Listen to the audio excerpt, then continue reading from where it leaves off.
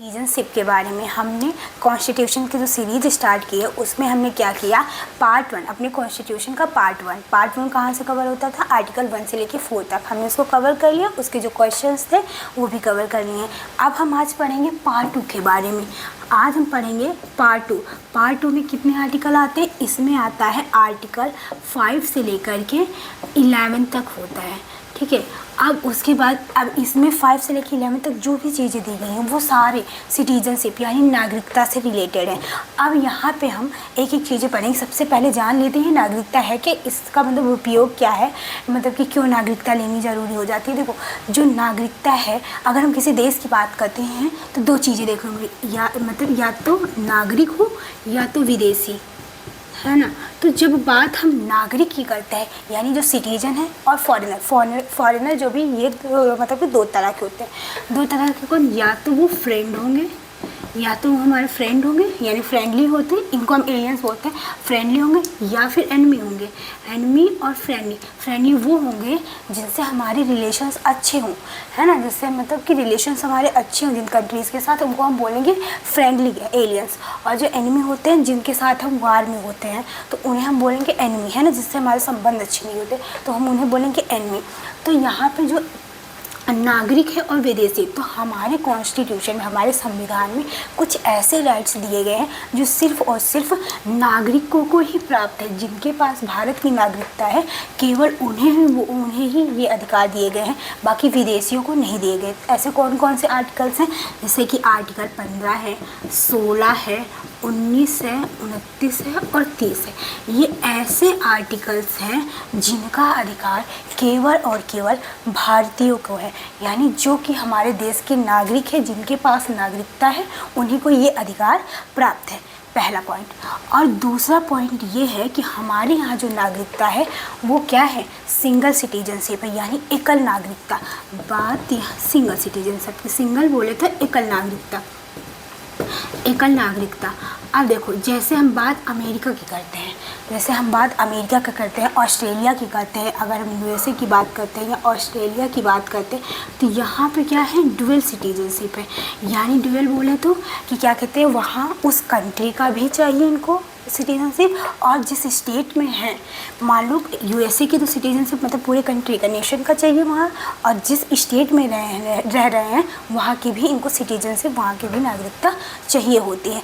Third point क्या है हमारे यहाँ अगर जैसे कोई बड़ा पद है, जैसे कि प्रेसिडेंट का पद मान लेते, जैसे प्रेसिडेंट का पद है, तो प्रेसिडेंट का पद है तो अगर हमको प्रेसिडेंट बनना है तो नागरिकता तो ज़रूरी है, तो समझ आता है। लेकिन हम बाय बर्थ अगर हमको नागरिकता प्राप्त है, यानी कि जन्म के आधार पर भी हम मतलब जन्म के आधार पर प्रेसिडेंट का इलेक्शन लड़ सकता है इंसान, और या फिर नेशनलाइजेशन यानी कि बात करें हम प्राकृतिक रूप से, तब भी वो प्रेसिडेंट का चुनाव लड़ सकता है, प्रेसिडेंट बन सकता है। लेकिन यूएसए में ऐसा नहीं है।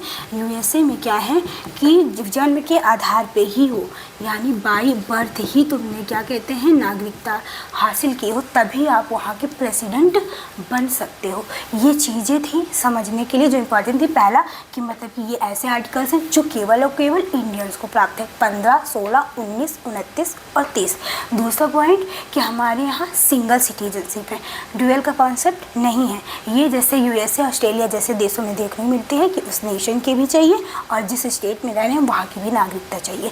फिर थर्ड क्या है, प्रेसिडेंट हमारे यहाँ क्या है, ज़रूरी नहीं है कि जन्म के ही आधार पर नागरिकता प्राप्त की हो तभी आप प्रेसिडेंट का पद ले सकते हैं। लेकिन अमेरिका में ऐसा ज़रूरी है कि आपका जन्म वहाँ हुआ है तभी आप क्या कहते हैं प्रेसिडेंट का चुनाव लड़ सकते हैं। ये रही याद करने वाली बातें। अब आएंगे हम आर्टिकल्स के बारे में। आर्टिकल 15 से लेकर 11 तक चीज़ें क्या क्या दी गई हैं। अब हम लाइन से पढ़ते। आर्टिकल 5 से स्टार्ट करते। जब हमारा कॉन्स्टिट्यूशन बन गया था, जब लागू हुआ 26 जनवरी 1950 में, तो यहाँ इस आधार पे इसके बाद से नागरिकता देना स्टार्ट हुई। तो संविधान के लागू होने के तुरंत बाद, यानी कि प्रारंभ में नागरिकता की बात करता है, स्टार्टिंग में, है ना। प्रारंभ में क्या किसकी बात करता है, नागरिकता की बात करता है, सिटीजनशिप की बात करता है। और यहाँ पे 3 शर्तें रखता है, 3 शर्त रखता है। अब 3 शर्त कौन कौन सी है।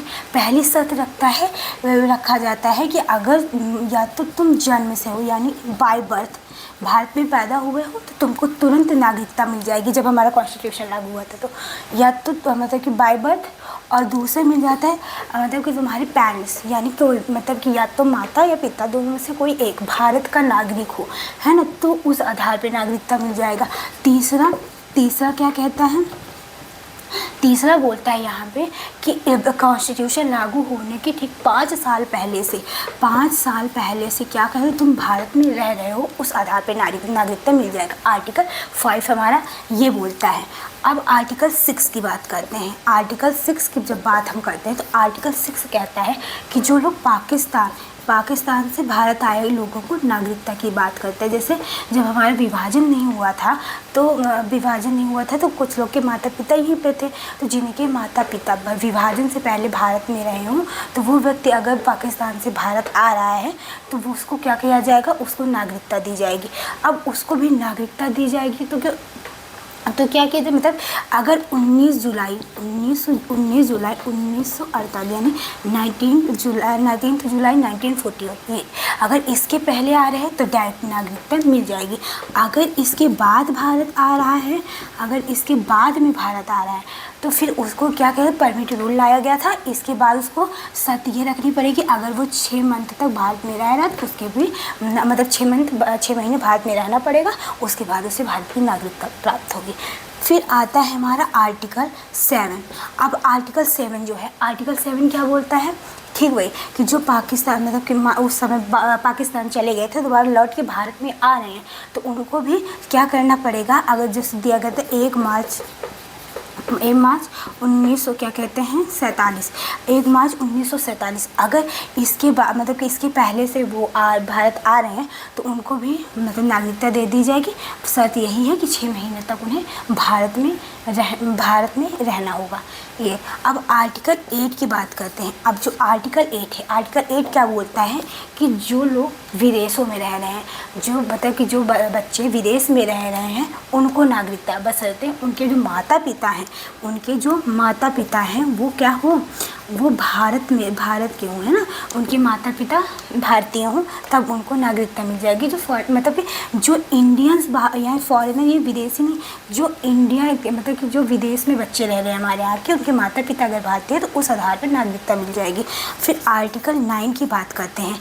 आर्टिकल 9 इनको मिल तो गई, लेकिन अगर यही विदेशी मतलब कि विदेश में रह रहा बच्चा अगर विदेश की नागरिकता लेता है, अगर वो विदेशी नागरिकता लेता है तो भारत की नागरिकता रद्द कर दी जाएगी, भारत की नागरिकता स्वतः ही खत्म हो जाएगी। अगर विदेशी नागरिकता लेता है तो भारत की नागरिकता खत्म हो जाएगी।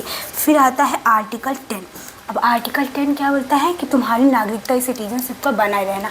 तो सिटीजनशिप के बने रहने से क्या मतलब है कि अगर मतलब कि तुमको ऐसा कोई काम नहीं करना जो संसद द्वारा बनाए गए कानूनों के, जो उन्होंने कानून बना रखे हैं सिटीजनशिप पे, उसके मतलब कि अपोजिट है ना, उसका विरोध करें, तो तुमको कोई अन्यथा काम नहीं करना, नहीं तो तुम्हारी जो नागरिकता है वो समाप्त कर दी जाएगी। फिर एक बचा है हमारा आर्टिकल 11। आर्टिकल 11 क्या बोलता है, आर्टिकल 11 बोलता है कि संसद मतलब जो हमारी पार्लियामेंट है, इन पे कौन कानून बनाएगा, हमारी पार्लियामेंट कानून बनाएगी। इन सिटीजनशिप पर कानून कौन बनाएगा, हमारी पार्लियामेंट कानून बनाएगी, जिसका